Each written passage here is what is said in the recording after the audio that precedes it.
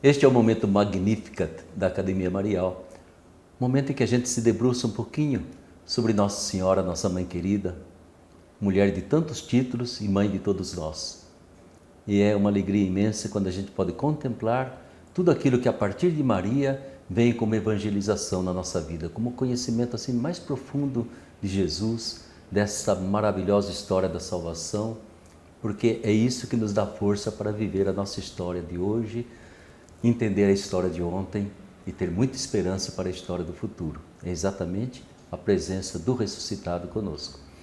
E esse momento Magnificat é um momento que eu sempre estou batendo papo com uma pessoa e ela vem nos enriquecer, não é mesmo, com aquilo que sabe, que conhece, que contempla e principalmente com aquilo que traz de vivência na sua vida, de amor a Maria Santíssima. E hoje eu tenho a alegria, mais uma vez, porque não é a primeira vez, de me encontrar com a querida Vilma Stigl Tomaso. Vilma, bem-vindo! Muito obrigada, Padre Ulisses, pelo convite. É uma alegria muito grande estar mais uma vez aqui de forma presencial na Academia Marial. E é tão bom a gente se olhar um ao outro sem ver só... Muito bom mesmo. Pois é, minha gente, a Vilma, ela é uma doutora em tudo quanto é questão de teologia, mas o que eu mais gosto dela é exatamente a capacidade que ela foi adquirindo na iconografia, né? Porque nós ainda somos, até certo ponto, simples amadores para penetrar nesse mundo que eu chamo de mistério da iconografia, né? E é tão bom quando a gente tem uma guia que vai nos levando e ajudando a gente a entender. Mais ainda agora que, graças a Deus, conseguimos, né, realizar a primeira fachada, a fachada norte da nossa querida Basílica de Nossa Senhora Aparecida, obra de Marco Rupnik, não é mesmo? Com esse tema tão maravilhoso do Êxodo e que já deixa a gente encantado só de contemplar aquela parte que já está descoberta. E aí eu pedi a Vilma, tem que nos ajudar a ir visitar, olhar, contemplar e, se possível, a gente entender um pouco desta arte de Marco Rupnik. Só para dizer para vocês, ela é formada pela PUC de São Paulo, né, Vilma? PUC de São Paulo. Doutora em Ciências da Religião, né? Aliás, a Vilma, além do Rupnik, agora eu não sei para quem que você torce mais, ela também acompanhou muito de perto aquele grande artista que está se unindo ao Rupnik, que realizou o interior da nossa Basílica, Cláudio Pasto, que Deus já recolheu para receber a recompensa dele. Não sei o que ele está aprontando no céu, mas certamente é arte também. Se Deus... Pois é, e nós temos então a possibilidade de ter... a Vilma é professora também no Museu de Arte de São Paulo, no MAS, né? E membro, pesquisadora da Sociedade Brasileira de Teologia. Meu Deus do céu, tem tanta coisa. Mas ela pediu assim para falar que ela é minha amiga, então é a melhor coisa. Não quero perder tempo com nada, eu queria que você nos contasse um pouquinho, entende? Desse grande artista que está começando uma obra-prima aqui no nosso santuário, né? E que essa fachada norte, entende, que já começa a nos encantar. Vilma, você não imagina o que é um pôr do sol batendo nessa fachada norte. É de encantar, né? E eu vejo os próprios romeiros assim extasiados diante daquilo que já se apresenta a nós, né? Fale para nós um pouquinho então, você que esteve muito pertinho do Rupnik, qual que é a ideia central, Vilma, dessa fachada norte do Santuário Nacional? A ideia central do padre Marco Ivan Rupnik, um esloveno, que mora em Roma há 30 anos. Jesuíta, né? Jesuíta, padre jesuíta, e que vem fazer aqui no Brasil mais um projeto. Ele tem mais de 200 igrejas pelo mundo inteiro. Sim. Estados Unidos, tem imagina, no Oriente Médio, na Austrália, na Europa nem se fale ainda. Na Europa ele é conhecido como Michelangelo da atualidade. Michelangelo da atualidade, assim que ele é chamado. E porque realmente ele é um fenômeno, né? Começou muito cedo, a convite do Papa São João Paulo II para fazer a Capela Redemptoris Mater, que seria a capela do padre, do Papa, do Santo Sim. Papa, né? Isso nos anos 90, terminou em 98, se não me engano. Então, daí para frente não parou mais. E ele não faz sozinho, o senhor viu aqui, quem Sim, esteve em sempre, Aparecida viu que ele faz com um grupo de artistas do mundo inteiro, porque ele diz que o cristianismo não é uma religião, é a comunhão das pessoas, é isso que o Cristo veio nos trazer, essa nova forma de vida, né? E então ele faz com vários artistas. É uma comunidade, né, É uma Vilma? comunidade e a impressão o que eu tive, ele tem uma comunidade com ele. Exato. E eu tive oportunidade, o senhor também, Sim. as pessoas, todos os redentoristas aqui tiveram e quem trabalha aqui no santuário também, a bênção de ver como eles se respeitam, se tratam bem e vivem uma vida em Cristo. Isso toca muito. Eu acho que é por isso que o resultado dessa obra é tão bela. Mas vamos para a pergunta do senhor. Por que o êxodo? Porque nós estamos aqui nesse mundo para fazer uma passagem, né? Sim. Da vida, os nossos primeiros pais primordiais pecaram, nós temos essa marca. Sim. Que começamos, que pelo batismo nós somos novas pessoas, mas aí começamos a trilhar e nós fazemos essa passagem.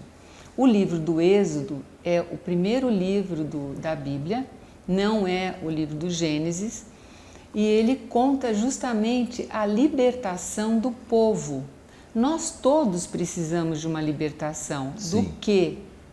Do nosso estado de individualismo, de egocentrismo, né? De sair de nós mesmos para a gente poder se dar ao outro. Então, essa é a passagem que nós temos que fazer. Então, o livro do Êxodo, quem contempla a passagem, as fachadas, as 4 fachadas, elas têm, eu chamo de um tríptico ao contrário, né? Certo. Então tem um lado frontal, onde tem aquele grande vitral escuro, né? E depois tem um lado esquerdo e um lado direito. Aí, olha, o comecinho do grande vitral, né? Sim. E ela por dentro também, ela está com mosaicos. Essas fotos eu tirei, eu tive a bênção de poder subir nesses andaimes algumas vezes, Sim. que eu não sei como é que eu tive coragem, porque eu tenho um pouco de medo de altura.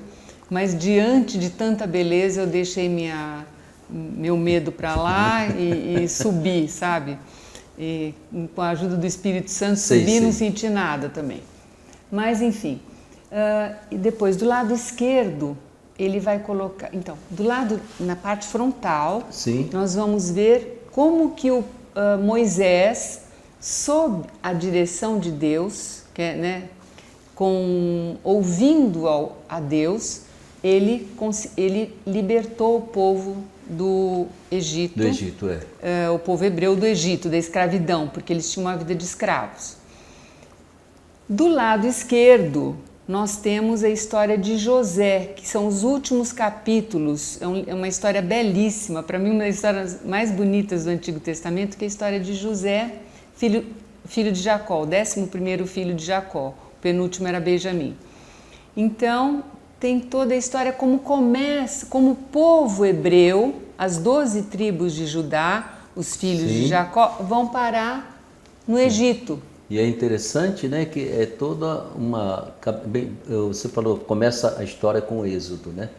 E eu acho que eu estava contemplando, eu acho que a primeira coisa que vem para nós na nossa fé cristã é a presença de Deus na história. Sim. Não é? Eu acho muito... Porque eu ouvi o clamor do meu povo. Né? E essa presença, então, aí você toca nessa história também impressionante desses descendentes de Abraão, Isaac, Jacó e essa pilharada que virou tantos filhos que viraram tribos. Então, foram para o Egito. E vem a carência, pela fome. Eles foram lá, vejam, os nossos pais, olha como tudo está ligado, porque vai ter uma fachada do livro do Gênesis, né? Vai ter também. Então, a fachada leste, exato, certo? Que é onde o sol nasce, onde tudo começa. Então, eles comeram um fruto proibido. Pela fome, eles vão para o Egito. Então, tudo tem Então eu gosto muito dessa palavra, a gente tem que degustar Deus. Deus é concreto, nosso Deus é presente. E sabe uma coisa que eu acho interessante, que eu acho que quando as 4 fachadas estiverem prontas, Sim. a gente vai ter muito essa visão do nosso Deus concreto, presente aqui. Não é o Deus da filosofia, que é uma ideia, né, muitas vezes, Sim. é um Deus concreto. Nos Hexameron de outros povos, né, na Gênesis, na história da origem de outros povos, para falar mais fácil, né, como começou tudo, todas têm um dilúvio, tem uma queda, termina com a divindade pedindo um templo para ser adorado. Exatamente. O nosso não. Ele faz uma tenda e caminha junto e demora. Então, eu acho que isso é muito importante. Você já toca num aspecto, Vilma, que é fundamental para nós, né? O nosso Deus não se esconde em objetos nem em lugares. Não. Né? Ele acompanha a história. Exato. Ele caminha junto com o seu povo. Ele não quer ser adorado. Ele quer ser amado em liberdade. Isso que é uma coisa muito bonita, né? Exatamente, porque o mistério da encarnação vai ser o ápice dessa loucura divina. E uma outra coisa também, que falam muito das imagens, né? Sim. Por que não podia ter imagem? Porque ele, o pai, queria conformar o filho dele e conformou no ventre de Nossa Senhora, no ventre da Virgem Maria.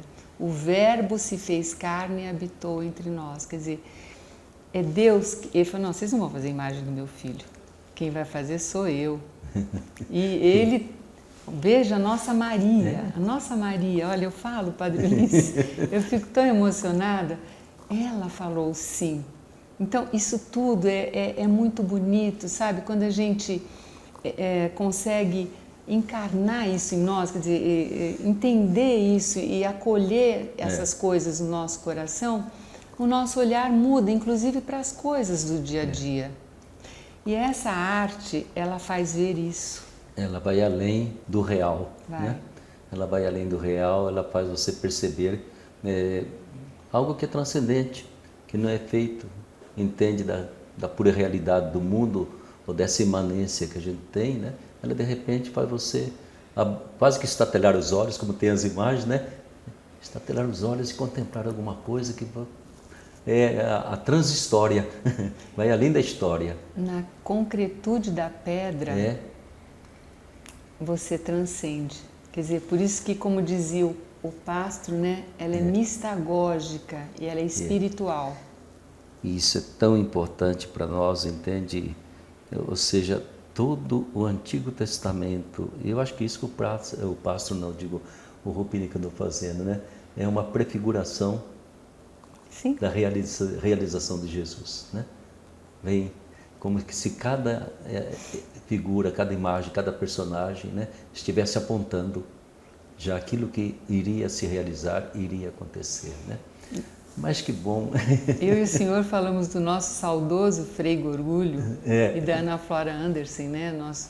Foi meu professor também, eu gostava muito dele, e ele falava assim, a Bíblia, do Gênesis ao Apocalipse, é Cristo. Ele falava assim, não sei se o senhor chegou a ouvir ele falar, é isso, a Bíblia é um livro só. Né? Não são várias histórias, a Bíblia inteira, ela só trata de Cristo. Isso é importante. E quando a gente lê dessa forma, entendendo os símbolos, porque por que a arte sacra, a arte litúrgica, ela é simbólica? Veja o Cláudio Pastro como fez o interior da nossa basílica, né? Ela é toda simbólica, porque a palavra é toda escrita em símbolos também. Se a gente for pegar o pé da letra, você não entende. Uma pessoa racionalista, só racionalista, que não abriu o coração, ela não consegue entender a palavra.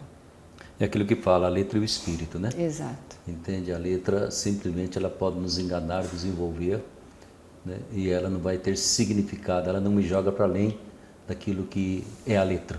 É verdade. Isso é tão importante para nós. Mas essa arte, olha para você ver que maravilha, né? Eu gostaria que você comentasse, porque a gente está olhando... Aqui nós temos a libertação do povo. Exato, né? Olha o que o padre Rupnik colocou, ele com os artistas do Centro-Alete. Sim. Moisés apontando sempre Sim. o que Deus nos pede, né? Deus aponta o caminho, ele indica para o povo. E o povo brasileiro, o nosso povo romeiro, os romeiros que vêm aqui à Basílica, né? Os romeiros. Caminhando para a Terra Caminhando Prometida. atrás. E olha, sempre à frente. Sabe por que aponta para frente? Sim. Porque Padre Rupnik estudou um grande russo chamado Ivanov, um grande da simbologia, sabe, Sei. russa.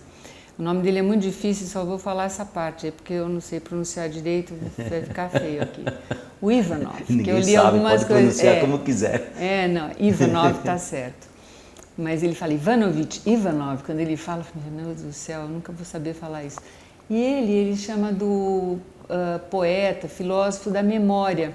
Mas quando a gente pensa memória, a gente pensa recordação, né? Não, é a memória de Deus em nós. Então, quando eu tenho nostalgia, ele fala muito isso, não sei se você já ouviu ele falar, nostalgia é a pior doença que tem. Ah, como era bom aquele tempo, como era bom quando a gente estava no Egito. Olha, aqui no deserto a gente não tem cebola, né? Olha aquela primeira imagem lá, o povo gritando com o coitado do Moisés, está lá no livro do Êxodo, né? Olha, aqui não tem cebola, não tem isso, tem aquilo. Aquele aí, primeiro de cima, viu? o primeiro. Aí ele pede intercessão, né? Sim. E Deus manda as cordonizes e o maná. Ah, sim, a história do maná do deserto. Olha o pôr do sol batendo aí. Que Então, o senhor entendeu? E ele, coitado, então, essa fachada que é a lateral, quem olha de frente é do lado direito, a gente tem em cima, Padre Ulisses, e até o último mosaico, primeiro o Moisés e Deus liberta o povo do Egito. Sim, Da escravidão do Egito. Exato. Agora, 40 anos, o povo egípcio tem que se libertar da escravidão. O povo hebreu tem que se libertar do Egito. Do Egito, o povo hebreu tem que se libertar do Egito. Ah, que saudade! Ah, como era bom! Ah, que pena! É interessante, né? Há uma escravidão física. Exatamente. E há uma escravidão praticamente assim, cultural, espiritual. Exatamente. Que se a pessoa não fizer isso, ela continua escrava. E a gente é assim. É interessante, né? E ele representa, então, todo esse esforço imenso, né? A segunda, se você voltar a segunda é a água. Eles falam, não tem água aqui, nós vamos morrer de sede, melhor ficar no Egito, Sim. por que você tirou a gente lá? Iam matá-lo. Estavam com pedras na mão, ele falou, esse povo vai me matar. Aí Deus fala para ele rezar diante da rocha, ele acha ridículo, mas ele bate na rocha, está lá no livro do Êxodo, tudo isso, né? Ele bate com o cajado na rocha e sai água. Interessante, né? Que coisa. Deus fazendo tudo, hein? Sim. Para o povo e o povo reclamando. Ele sobe a montanha para receber a lei, né? As palavras de Deus. E quando ele volta, o senhor sabe, aí vem né? a história, entende? Tem a história do bezerro acho que de ouro. aquela anterior, É.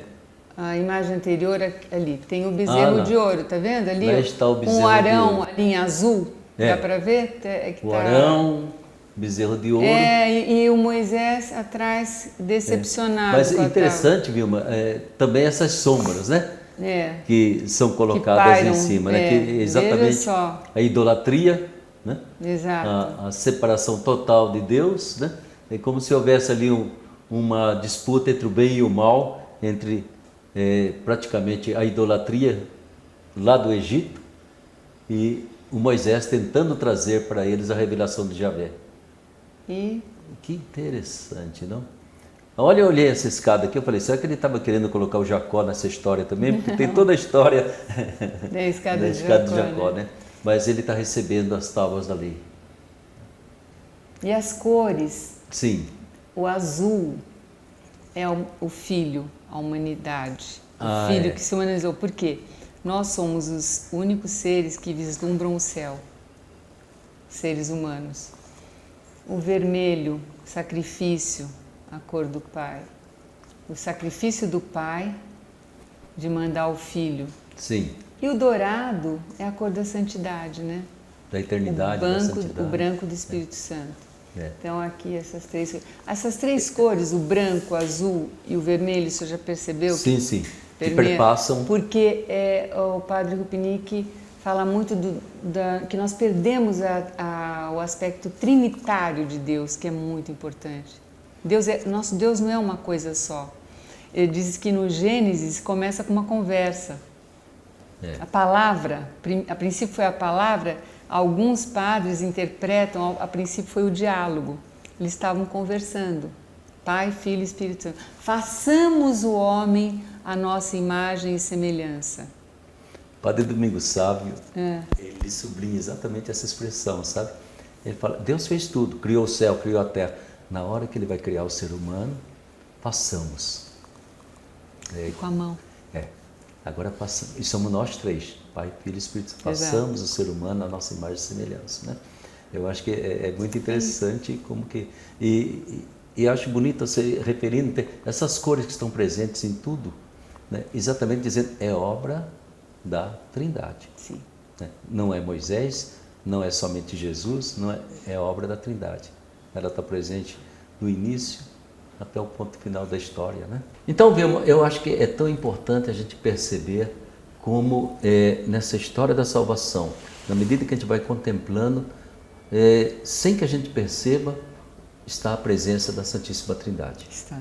Pai, Filho, Espírito Santo, não é mesmo? E você estava explicando que, sem que também contemplando aí toda a iconografia, né, sem que perceba, até através das cores, Rupnik deu a entender, né? Tudo isso é obra, ação, realização do Pai, do Filho e do Espírito Santo, que não se exibem, não, né? Mas estão presentes sempre e vão conduzir na história. Quando a gente permite, né? Exatamente. Porque às vezes a gente não quer. E segundo o Padre Rupnik nos explicou, a mim e a muitas pessoas, a história, ele é o Senhor da história. Deus é o Senhor da história, o uno e trino. É gerida, é gerenciada por Ele. Sim. Capítulo 4 do Apocalipse, o ancião dos dias. Ele está presente na nossa vida e é Ele, se a gente estiver em comunhão com Ele, Padre Ulisses, essa é a grande palavra. Nós não somos independentes, nós somos parte, porque nós temos a divina humanidade. Eu estou falando do Concílio de Calcedônia, não é uma coisa nova, nem moderna, nem da teologia moderna. É uma coisa antiga, porque nós não somos espécie, né? O ser humano não é uma espécie. Ele é divino humano, porque quando Deus fez o homem, o Adão, por exemplo, ele fez da terra, que é a síntese de toda a criação. Sim. Ele criou tudo e da síntese da criação, que é a terra, ele molda com as mãos e sopra. Nós temos o sopro de Deus. Eva foi tirada da costela de Adão. Por quê? Porque são complementares. Adão sempre vai em busca do que te está faltando. E Eva sempre vai querer saber de onde ela veio. Então, a ideia, homem e mulher, é para que estejam juntos e um ajude o outro. Deus criou Eva como ajuda. Porque imagina, se ele criasse outro homem, o que o senhor acha que ia acontecer? Uma competição, né? Veja bem, uma competição. Então ele falou, não é bom que seja assim. E criou a Eva dessa forma. Com o pecado original, essa relação tão bonita se rompeu e virou muito difícil. Tanto é que o casamento na igreja é um sacramento. É um sacramento. O primeiro deles. Exato. E a imagem de Deus com o povo dele é um casamento, o cântico dos cânticos. Exatamente. Né? O amado Deus em busca da amada, o povo. É assim que funciona, e até hoje é assim. Ele nos busca com amor louco. Deus tem um amor louco para nós. A gente não entende isso, né? Mas é isso que Ele faz o tempo todo. E o que acontece? Quando a gente sai dessa comunhão, a gente não acerta. Se É isso que ele desencaixa. quer dizer. Por exemplo, Moisés, quando ele falou, vou libertar o povo do Egito, vou libertar o povo, então ele viu um egípcio, né, maltratando um hebreu, ele matou o egípcio. Errado. Não se deu bem aí. Aí já o plano de tudo não deu certo. Então, quer dizer, a hora que ele ouvia a Deus, Moisés, ele fazia o que Deus pedia a ele e dava certo. Exatamente. Quando ele fazia da sua cabeça, não dava certo. Mas eu tenho a impressão, então, que em tudo isso, por isso que para mim, eu comecei a entender teologia na hora que entrou na cabeça aquilo que é a história da salvação, sabe?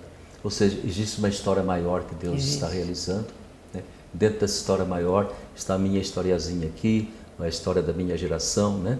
E essa minha historiazinha, ela pode se conectar com essa história maior de Deus e tudo dá certo, né? E eu vou ficar à imagem e semelhança de Deus. Eu posso quebrar essa ligação, como a gente desconecta um aparelho, já não passa mais energia, já não passa mais nada, né? E pronto, a minha história da salvação vai virando a história de condenação. Eu vou me condenando, vou me esgotando, vou me acabando até desaparecer totalmente, ficar fora da história, né? Eu acho que tudo isso, por isso que eu acho a maravilha, por exemplo, de ver a fachada da nossa basílica, né? De repente eu estou vendo de novo essa história maior. E nessa história maior, a minha geração, nossos peregrinos, eles vão se conectando, vão entrando nessa história maior. E sabe os lados escuros, péssimos dessa história, que já aconteceram em outras gerações e que pode acontecer e está acontecendo na nossa geração. Quem se desconecta e quem se conecta, né? É verdade. Agora, a única que vai sobreviver é a história de Deus. Pai, Filho e Espírito Santo são eternos, se amam eternamente. E quem entra nisso vai ganhar o amor eterno e a vida eterna. Essa é a salvação, né? E essa é a salvação. Eu acho isso muito bonito. A gente vai ter que voltar a conversar, Vamos viu? Vamos voltar. Olha, muito obrigado, viu? Por esse momento praticamente de meditação que a gente faz, né? Que coisa gostosa. Eu que agradeço imensamente o convite do senhor, Padre Ulisses. Muito obrigada. De nada. E aí com você, então, o momento do Magnífica, vocês veem que passa tão depressa que a gente quase que extrapola todo o tempo. Mas a gente volta a conversar. Essa fachada ainda vai dar muito para falar. Fique com Deus, que Nossa Senhora abençoe vocês. Amém.